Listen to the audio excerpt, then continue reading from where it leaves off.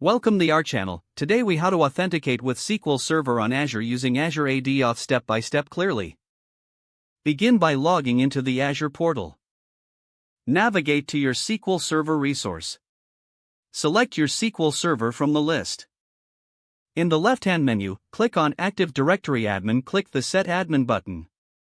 Search for the user or group you want to set as the Active Directory Admin.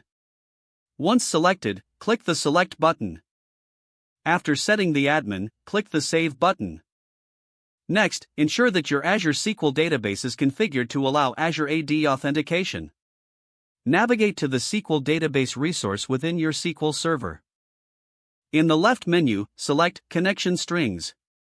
Choose the appropriate connection string for your application type. If you are using ADO.NET, the connection string format will look like this: server equals TCP server name.database.windows.net. If you prefer to use integrated authentication, ensure your application is running in an environment that supports it. Now, open SQL Server Management Studio. In the Connect to Server dialog, select your server name. Set the authentication method to Active Directory Integrated or Active Directory Password based on your preference. If using Active Directory Password, input your Azure AD credentials. Upon successful sign-in, you'll be connected to your SQL Server instance. You can now run queries and manage your database as needed. To troubleshoot any connection issues, ensure that your user has the necessary permissions in Azure AD. Verify that your firewall settings in Azure allow incoming connections from your client IP. Check that your SQL Server is set to allow Azure services to access the database. At this point, you have successfully authenticated to SQL Server using Azure AD authentication.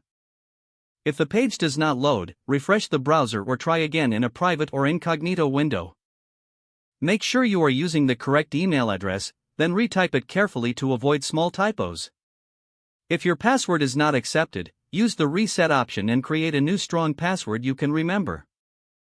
Check your spam folder for verification or security emails, then complete any requested confirmation steps.